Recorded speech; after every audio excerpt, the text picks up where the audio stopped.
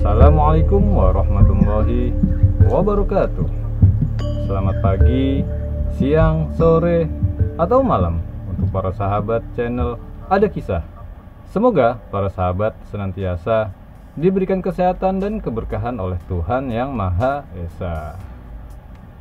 Pada kesempatan kali ini, saya, Petir, akan membawakan kisah malam mencekam di Gunung Guntur yang dialami oleh Bang Andi dan sahabat-sahabatnya saat pendakian di Gunung Guntur. Mereka memasuki kampung goib dan hampir meninggal di sana. Dan kami aturkan terima kasih kepada akun Twitter @nyata7404296 yang telah memberikan izin agar kisah nyata ini tayang di channel Ada Kisah. Namun sebelum melanjutkan, mohon para sahabat untuk melakukan hal yang mudah tapi sangat bermanfaat untuk channel Ada Kisah dengan subscribe, like, komen, dan aktifkan loncengnya. Kepada para sahabat yang memiliki kisah dan ingin dibawakan pada channel Ada Kisah, silakan kirim kisah tersebut dengan menghubungi kami di email yang tertera pada deskripsi video ini. Dan kami aturkan terima kasih kepada para sahabat Ada Kisah yang selalu setia mensupport channel Ada Kisah. Semoga Tuhan Yang Maha Esa membalas dengan kebaikan yang berlipat ganda. Langsung saja kita mulai. Mari kita simak. Silahkan sesuaikan volume device sahabat dan cari posisi rebahan yang nyaman. Selamat mendengarkan.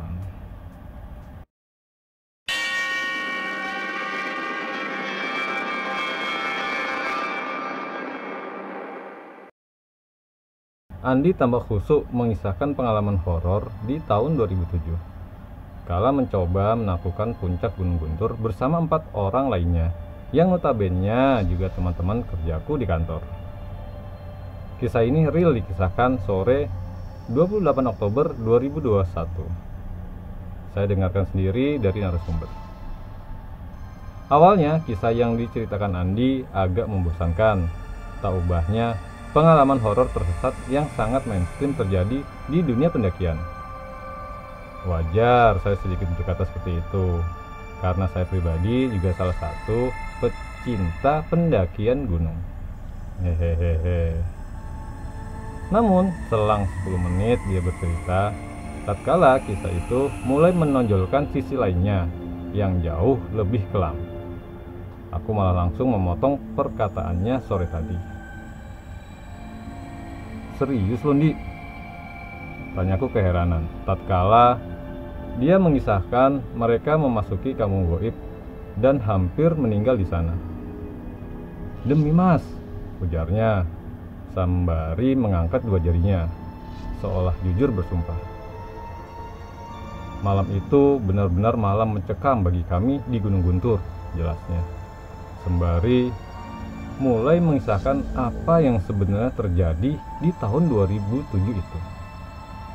Januari 2007, sekitaran jam 11 malam, mereka berlima tiba di kaki Gunung Guntur, tempat yang menjadi batas akhir antara pemukiman penduduk dengan wilayah konservasi kawasan gunung tersebut. Saat itu hari Minggu, keadaan cukup sepi. Pos penjagaan terlihat kosong melompong, bak bangunan angker yang ditinggal pemiliknya. Beberapa warung milik warga masih terlihat terjaga dengan pemilik yang hampir rata-rata tertidur pulas. Larut dalam gemercik hujan deras kala itu. Sengaja mereka memilih hari Senin subuh sebagai jadwal schedule penaklukan puncak Gunung Guntur. Biar private mountain, kata Andi menjelaskan kepadaku. Jadi, dengan kata lain, kelima orang ini cuti 2 hari berbarengan guna memanjakan diri menyatu dengan alam saat itu. Sembari menunggu subuh, mereka bernaung di salah satu warung milik warga. Tidak ada reservasi. Pilihan warung hanya berlandaskan kepada penjaga yang tampak masih terjaga saat itu. Belum juga mendaki, baru menghisap sebatang rokok, seorang wanita tua datang menjumpai Jeffrey. Tidak ada basa-basi, apalagi menanyai nama.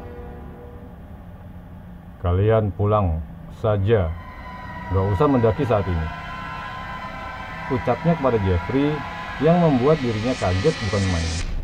Sontak Jeffrey memandangi kami semua. Nenek itu kenapa ya? Tanyanya pada kami. Semua mata menatap Jeffrey heran. Nenek-nenek. Nenek-nenek yang mana? Tanya Andi dan rekan lainnya heran dengan apa yang diucapkan Jeffrey saat itu. Nenek ini loh, kok hilang? Kata Jeffrey spontan sambil menunjuk ke arah nenek-nenek tadi. Sontak Jeffrey mengucap, menyebut nama sang pencipta, memohon perlindungan akan kejadian horor seperti di film yang baru saja mengusik ketenangan dirinya. Raut wajah Jeffrey langsung pucat, jantungnya berdetak kencang, mencoba menelaah siapa yang barusan berbicara dengan dia. Tidak lagi dihiraukannya mie rebus yang ada di hadapan. Seleranya hilang, perutnya terasa kenyang dengan hidangan horor yang baru saja terjadi. Ini nggak lagi bercanda kan? Masa kalian nggak ada yang lihat? Katanya berulang-ulang, mencoba mencari kebenaran akan apa yang matanya saksikan tadi. Walau hanya Jeffrey yang mengalami gangguan, namun cerita itu sudah membuat bulu tekuk kami bergedik. Malah kedua wanita yang ikut bersama kami sempat mengatakan, "Yakin kita jadi mendaki besok? Belum apa-apa, sudah ada horor." Celoteh Susan yang didukung oleh Putri. "Ogut packing dulu biar besok subuh tinggal caw kita," ucap James mencoba mengalihkan pembicaraan itu. "Lo sama Putri selonjoran aja dulu, tidur-tidur ayam. Treknya lumayan nanjak," sambungnya yang cukup berhasil meredam teror kecil tersebut. Sejenak kami semua melupakan apa yang dikatakan Jeffrey, terlepas dari hanya bercanda atau memang real terjadi apa yang dikatakannya. Udahlah, anggap saja angin lalu, selama memang maksud dan tujuan kita baik. Pasti akan dipermudah untuk pendakian besok. Begitulah hal yang coba ditanamkan Andi kepada semua rekan. Namun bahasa bersahaja dan penuh pemaknaan akan arti berserah sepenuhnya tidak serta-merta mampu menenangkan hati Jeffrey. Pasca peristiwa singkat yang terjadi, ada keanehan tersendiri yang kami lihat akan sikap Jeffrey. Dia terlihat diam, seperti enggan untuk berkata.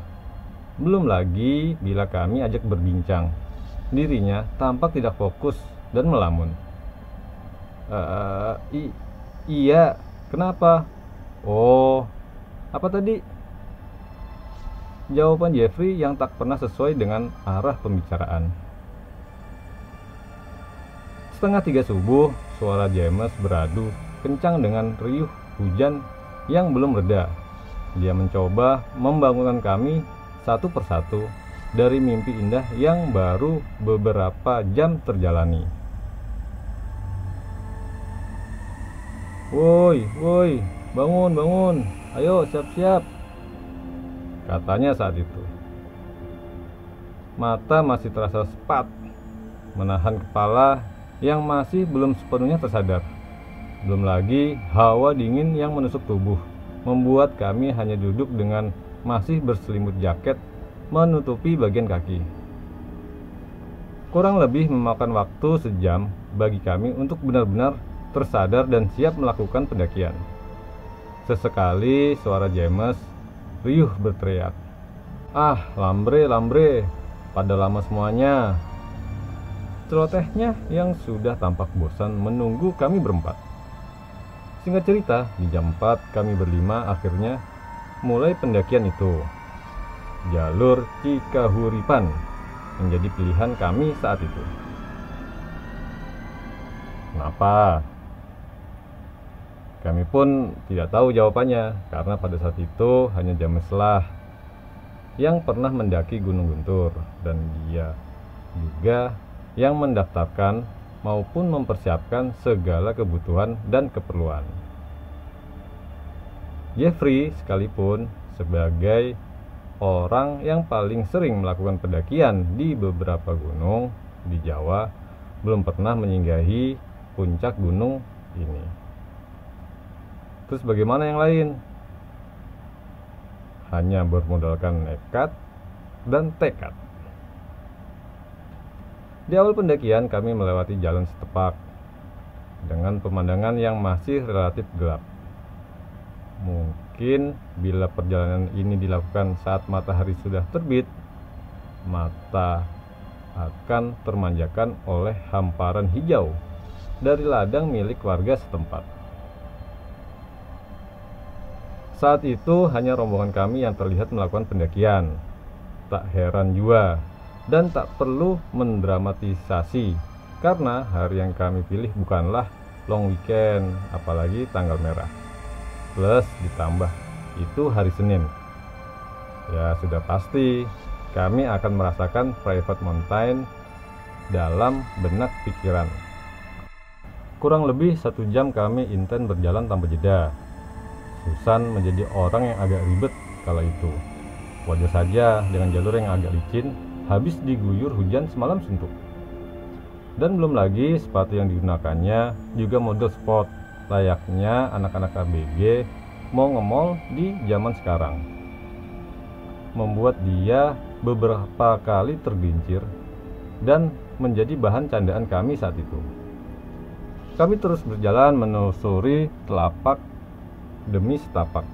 Langit juga sudah mulai sedikit menerang, walau menepis sejenak karena permintaan Putri dan Susan yang mulai kecapean. Jangan minum banyak-banyak, saran Jeffrey kepada mereka.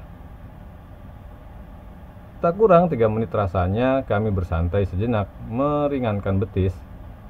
Seorang mbah wanita yang sangat tua tampak melewati kami dengan sedikit membungkuk badan dan menjuntaikan tangannya, ibarat kita mau permisi ke orang lain agar dikasih jalan. "Permisi cu," katanya ramah. Yang kami jawab serentak, "Iya mbah, silahkan." Tidak ada yang aneh sebenarnya mengingat itu sudah jam 6 pagi. Apalagi aktivitas masyarakat pedesaan memang terkenal rajin dan beraktivitas sedini mungkin.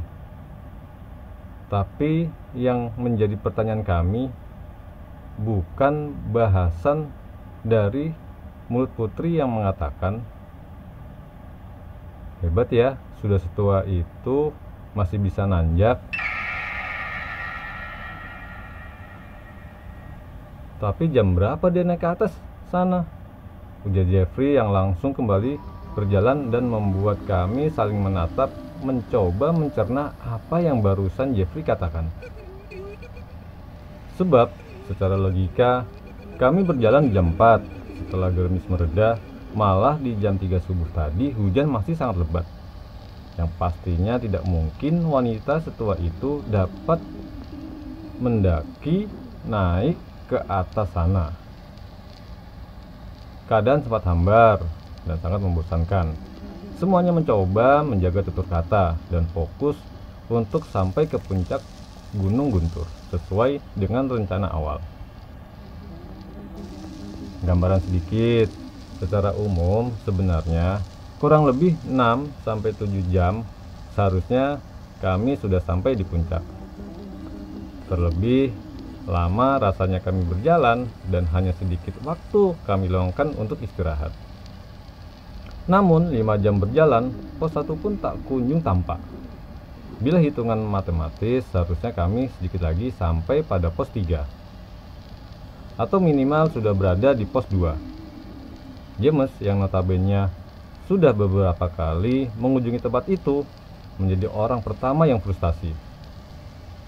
"Ah!" teriaknya, membuat kami semua keheranan. "Sudah gak beres nih. Ini udah gak beres." Katanya melanjutkan kepada kami semua. Jujur, aku pribadi, Andi, tidak mengetahui karena kami bukan seperti kisah horor pendakian lainnya. Diputar pada tempat yang sama. Tempat kami sangat jauh berbeda dengan tempat yang sebelumnya kami tapaki. Belum sampai kali, ucap Jeffrey, coba menenangkan James kala itu. Enggak Jeff, ini enggak beres. Enggak mungkin sejauh ini pos 1. Apalagi kita minim istirahat, jawab James pada dirinya. Hampir sejam mereka berhenti coba menenangkan pikiran serta mengkondisikan badan agar kuat untuk beranjak kembali. 15 menit lagi kita jalan ya, ucap Jeffrey mengambil alih komandan pendakian. Kala itu sudah jam 1 dan tak ada seorang pun yang kami temui sepanjang 7 jam kami mendaki. Kami memulai perjalanan kembali dengan doa, seraya berharap apa yang dikatakan James hanya suatu kekeliruan saja. Setapak demi setapak langkah kami beriringan, membentuk formasi berjejer, dengan Jeffrey yang ada di depan dan James memantau di posisi belakang. Beberapa menit berlalu, hujan gerimis pun turun menambah sengitnya pendakian. Wajah Putri dan Susan kian lesu. Sudah tak mampu berkata lagi. Nampak nafas mereka terengah-engah, mulai habis termakan lelah. Belum lagi medan kali itu berupa tanjakan panjang yang membuat tenaga semakin terkuras. Jeff, tahan dulu, kasihan yang lain, teriak James mencoba memberikan aba-aba. Not, ucap Jeffrey sembari mengacuhkan permohonan James. Dia terus berjalan, bahkan Susan sampai menangis kala teriakannya diacuhkan oleh Jeffrey. Jeff, berhenti dulu, semuanya capek. Istirahat dulu. Singkat cerita, kami berempat terpisah dengan Jeffrey. Dia terus melaju, meninggalkan rombongan, sementara kami masih tertahan, beristirahat karena keadaan sudah mulai hujan dan kondisi Putri dan Susan sudah menyerah, seolah enggan untuk melanjutkan kembali pendakian. Tenda yang ada di atas Gunung James digelar. Di sana kami berempat berteduh, sembari memikirkan apa yang harus dilakukan saat itu. James, kamu kan sudah beberapa kali kesini, emang seharusnya jalannya bagaimana? Ntar kamu lupa, memang lupa kali ya? Tanyaku, Andi. Gak Andi, aku gak mungkin salah. Kita itu harusnya lewati 3 pos. Jaraknya kurang lebih 1-2 jam perjalanan jalan santai. Ini boro-boro kita sampai di salah satu pos. Seingatku sebelum pos 1 ada sumber mata air, gak jauh dari base camp awal tadi. Ini sudah 7 jam lebih gak ada tanda-tanda, katanya dengan raut wajah serius. Susan masih terisak, sedikit menangis. Terus harus bagaimana? Tanyanya sayu. Belum lagi Jeffrey juga nggak tahu di mana saat ini. Katanya melanjutkan pembicaraan. Bodoh amat sama Jeffrey, cukup tahulah. Lagian nggak usah pikirin, kan dia bilang jangan khawatir tadi waktu kamu teriak. Letus James mengingatkan akan kejadian beberapa jam lalu. Menjelang senja mulai menyapa. Andi dan ketiga rekan lainnya masih tertahan berteduh di dalam tenda. Tidak ada tanda mereka masih berniat untuk beranjak hari itu. Belum lagi sedari tadi kabut turun dari gunung yang membuat jarak pandang menjadi terbatas. Kita sudahi saja pendakian ini. Besok coba kita balik arah turun ke bawah, ucap James sore itu. Tidak ada yang mau berdebat atau menjawab pertanyaan itu. Terlebih saya, Andi, Susan maupun Putri sangat minim pengalaman mengenai pendakian. Perihal Jeffrey juga seakan terlupakan dan enggan untuk diperbincangkan. Malam tiba. tiba, udara semakin dingin. Hujan kembali turun dengan hebatnya. Berempat, kami hanya berdiam diri di dalam tenda yang seharusnya digunakan maksimal 2 orang. Tenda itu sejatinya memang dipersiapkan untuk Susan dan Putri, sementara tenda yang dipersiapkan untuk kaum laki-laki ada di dalam tas yang dibawa Jeffrey. Begitu juga dengan konsumsi, di mana sebagian berada di tas Jeffrey. Dan hal terparah ialah kompor guna membuat minuman hanya ada 1. Dan kembali benda penting itu berada di dalam tas carrier yang dibawa Jeffrey. Alhasil, kami hanya mengisi perut dengan cemilan dan roti-rotian. Sesekali mie instan terpaksa kami remes dan dimakan seadanya malam itu. Sementara untuk air minum hanya mengandalkan air mineral yang turut dingin mengikuti cuaca saat itu. Di tengah malam yang kian larut, suara-suara hewan malam sesekali mulai terdengar. Hujan sedikit mereda. Aku, James, dan Susan duduk di dalam tenda, saling berhimpitan. Sementara Putri kami berikan porsi lebih untuk dia membaringkan badannya yang menggigil dan terasa hangat seperti demam. Jam saat itu mungkin sekitar jam 7 atau 8 malam. Langkah kaki terdengar berjalan di sekitaran tenda secara tiba-tiba. Dan ada pembicaraan permisi layaknya bila pendaki saling berpapasan. "Permisi mas, naik dulu." Ucapan itu terdengar di telinga kami. James langsung membuka tenda dan melihat keluar. Dia mengarahkan senternya ke arah jalan di atas maupun di bawah. Aku dan Susan turut serta keluar pada malam itu. "Kok nggak ada ya, Di?" tanya James dengan wajah bingung. "Tadi kalian dengar kan?" ucapnya kembali. Saat itu Susan seketika memegang erat tanganku. "Kita masuk aja," ucapnya gelagapan terbantah memaksa aku untuk masuk.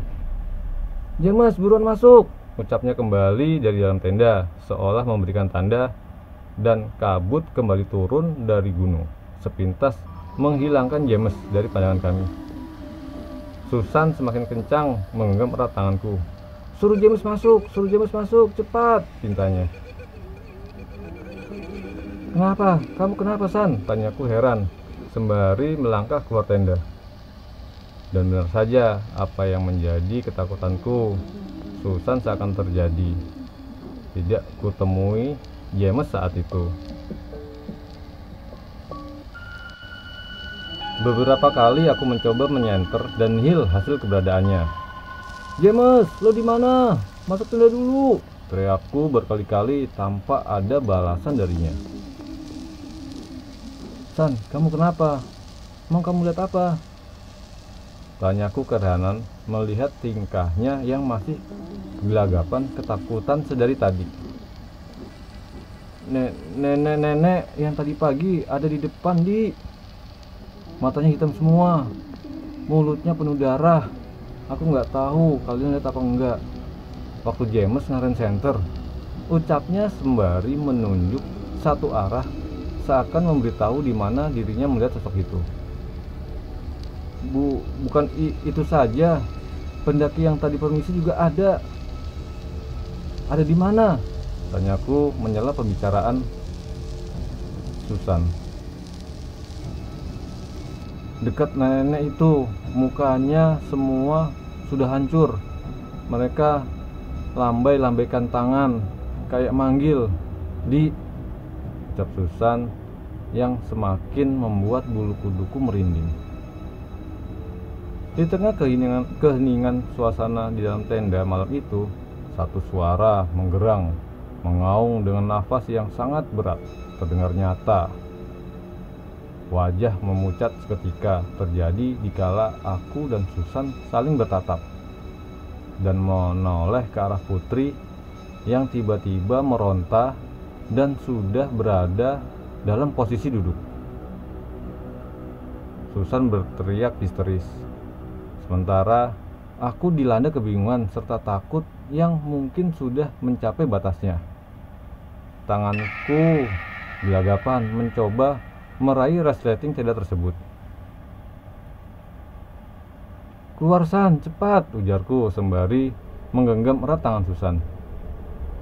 Kami keluar tenda itu meninggalkan Putri sendirian di dalam sana.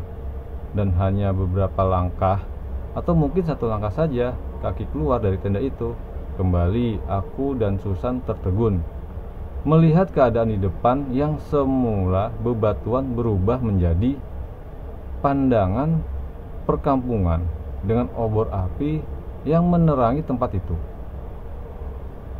Aku di mana? Ucapku frustasi, seakan tidak dapat menalar apa yang terjadi. Susan masih terus merangkulku dan menyembunyikan dirinya di balik badanku. Dan kami kembali terkejut tatkala Putri sudah berdiri di belakang. Tidak ada lagi penampakan tenda tempat kami bernaung. Semua terlihat kosong dan tak ubahnya hamparan kosong. Putri tak berkata apa-apa, dia hanya berjalan, bahkan mengabaikan kami. Tatapannya terlihat kosong, menatap pemukiman aneh tersebut. Put, sadar, jangan ke sana," ucap kami yang tidak diindahkan olehnya. "Tarik Putri," ujar Susan memohon. Spontan mendengar ucapan tersebut, aku berusaha meraih tangan Putri agar dia menghentikan langkahnya masuk lebih jauh ke dalam pemukiman itu. "Put, berhenti Put," bentakku sambil memegangi tangannya. Putri terhenti sejenak, sembari mengalihkan tatapan tajam kepadaku. Tatapan mengerikan, dengan bola mata yang seutuhnya berwarna hitam. Hi. Tawa cekikikan yang seketika membuat aku bergendik dan melepaskan genggaman tanganku dari dirinya. Saat itu Putri sempat mengucapkan sesuatu dengan bahasa daerah Sunda yang tidak dapat kupahami artinya. Hanya saja dari wajah dan mimik dia berbicara, aku dapat mengartikan ucapan itu sebagai sebuah ancaman. Seiring dengan kejadian tersebut, nyala api yang bersumber dari pemukiman goib terlihat semakin banyak. Samar satu persatu, sosok seperti manusia berwajah pucat pasi dengan pakaian yang bisa dibilang sangat jadul, khas pakaian adat zaman dulu, keluar dari rumah yang ada di sana. Mereka berjalan ke arah kami dengan tatapan tajam seakan terusik. Aku melangkah mundur sedikit merangkak, namun tidak dengan Putri. Dia masih berdiri, menatap pergerakan pelan yang kulakukan untuk menjauh dari mereka. Aku takut," ujar Susan berbisik terbatah kepadaku. Aku hanya bisa terdiam, menatap lurus ke arah Putri dan manusia uzur yang muncul dari kampung goib tersebut. Susan tetap berada di belakang, bersembunyi di balik tubuhku sembari terus memegang erat baju yang kukenakan. Kembali Putri berbicara pada kami dengan bahasa daerah yang sama sekali tidak dapat kami pahami. Tangannya menunjuk ke arah kami dengan logat berbicara yang seperti membentak. Dan keadaan kian genting, di mana kami seperti dicegat dengan sekumpulan manusia manula yang terlihat membentuk lingkaran seakan mengurung pergerakan kami. Mereka ada di mana-mana dengan tangan memegang obor bambu yang menyala. "Kita nggak akan dibakar kan, Dik?" ucap Susan kembali dengan suara gemetar. "Jangan berpikir macam-macam," jelasku kepadanya. Mereka kembali berjalan mendekati kami dengan langkah kecil yang pelan. Sorot cahaya obor itu semakin jelas menerangi mata ini, dan dapat kusaksikan kembali manusia manula itu benar adanya sangat mengerikan. Wajah mereka yang pucat pasi saja sudah membuat jantungku seakan terhenti. Di antara mereka terlihat pula rongga mengga yang tidak berisi bola mata. Ada pula yang wajahnya penuh borok, rambut tipis putih di kepalanya yang meneteskan darah. Siap-siap San, ucapku gugup, memberikan isyarat agar kami segera berlari dari tempat tersebut. Hus, cahaya itu padam, bersamaan hujan yang kembali turun dengan deras. Dan sepertinya kabut juga turun dengan hebatnya. James, Dick, San, samar suara teriakan menggema di kupingku. Kamu dengar gak San? Tanyaku. Suara Jeffrey, jawabnya. Nampak sorotan cahaya senter turun dari atas sana, menyorot wajahku dan Susan. Jeffrey muncul dengan tiba-tiba. Kalian dari mana aja? Mana yang lain? Tanyanya pada kami.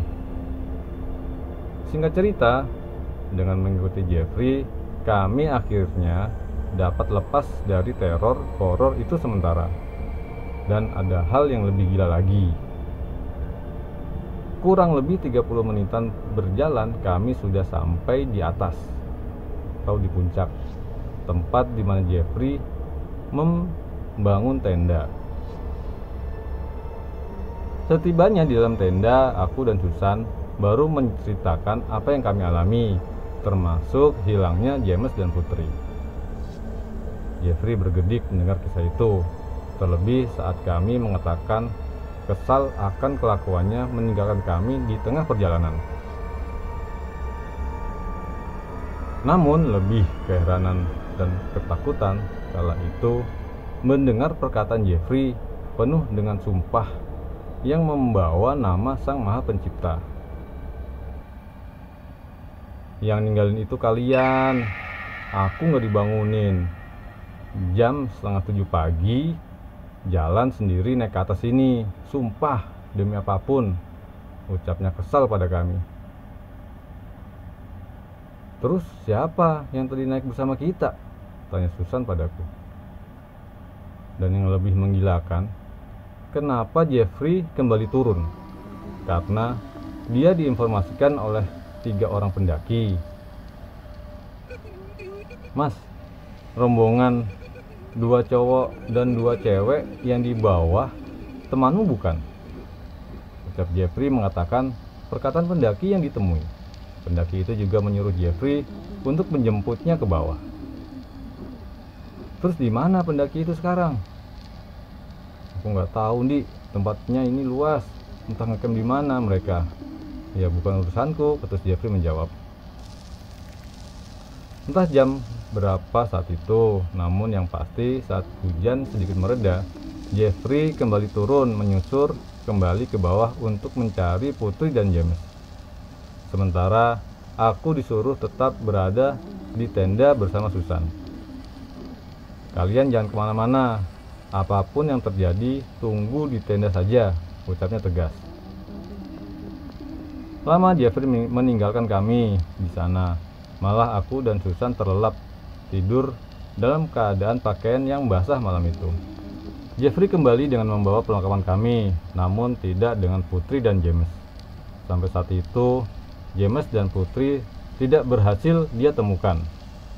Jeffrey juga sudah terlihat pucat, lelah menyusur. Saat saja, ini besok pagi kita langsung turun, coba meminta bantuan, katanya kepadaku. Kami bangun agak kesiangan, sekitar jam 6, kami baru turun ke bawah.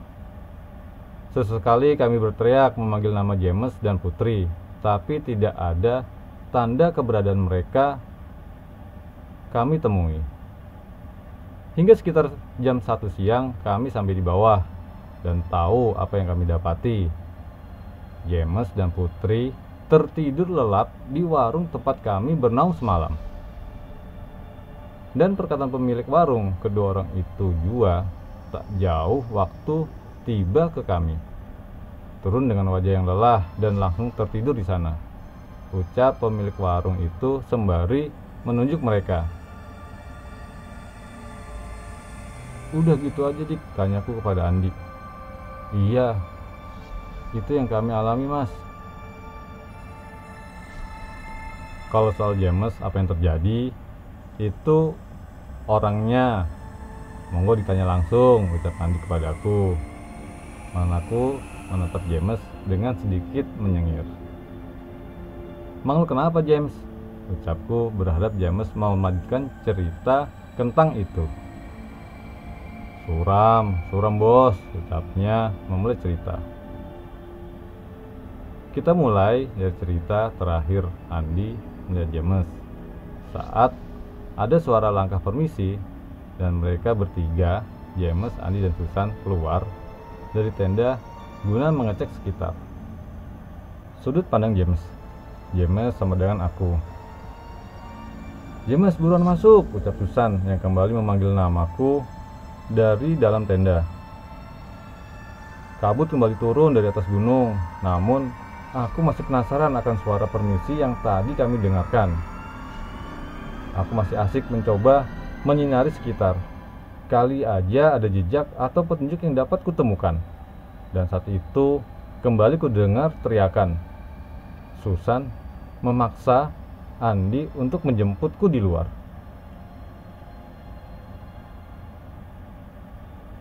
Suruh James masuk cepat. Begitulah perkataan terdengar di kupingku. Saat setelah itu kabut perlahan menghilang dan menyisakan takut di jiwa. Aku tak lagi bersama dengan rombongan. Entah bagaimana jalannya. Posisiku saat itu ada di mata air yang ku tahu keberadaannya. Tempat itu seharusnya memang kami lewati di awal sebelum kami menuju pos 1, 2, 3 dan puncak. Yang aku alami tidak se ekstrim Andi dan yang lainnya. Lama aku berdiri di sana, bingung dengan apa yang kulihat. Belum lagi dari arah belakang tidak kujumpai tenda tempat di mana teman-temanku berada. Dari arah depan kulihat 5 orang pria berjalan mendekat ke arahku. Hal pertama yang kulakukan pasti menyenteri ke arah kaki mereka. Mereka mengarah padaku. Bak kena dihipnotis, aku terasa linglung. Mas, ikut kita napa? Nyuciin diri, salah satu dari mereka. Aku bingung maksud dari perkataan itu, tapi entah kenapa hatiku terus berkata, jangan James. Malah selang perkataan, tidak mas, yang kukatakan, salah satu dari mereka mengulang perkataannya yang sama. Ayo mas, sembari memegang tangan ini. Dan lagi-lagi hal aneh. Yang tadinya hanya ada ke 5 orang itu, tiba-tiba ada satu lagi manusia kerdil berada tepat di samping. Dia menepuk badanku dan anehnya aku nggak merasa kaget. Maaf sebelumnya, manusia ini sekitar setengah meter, tangannya lengkap, hanya saja seperti hanya berbagian jari yang langsung menempel di bahu, nggak ada bagian lengan.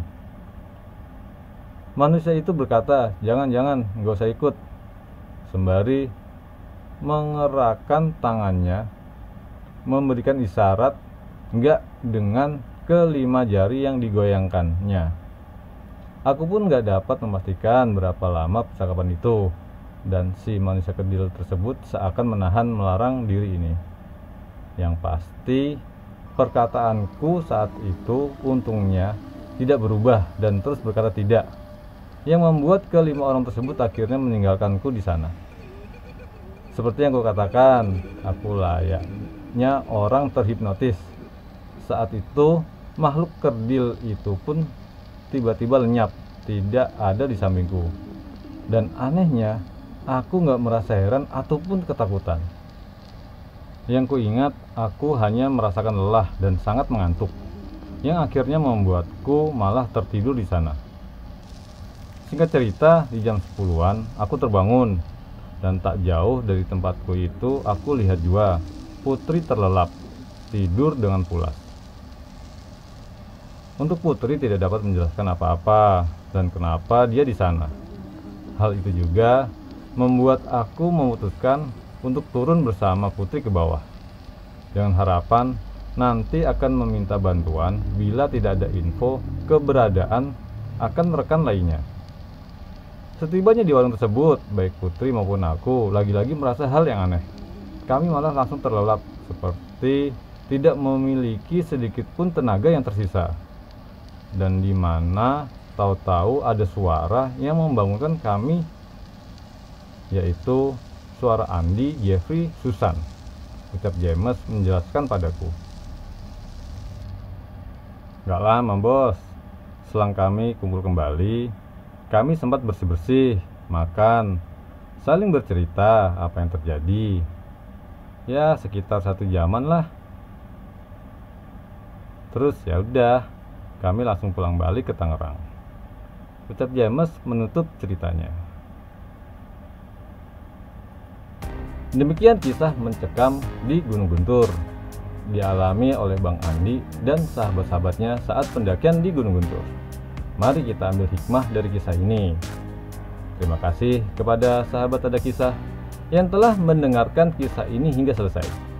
Semoga selalu diberikan dan dilimpahkan rezeki dari Tuhan yang Maha Kuasa.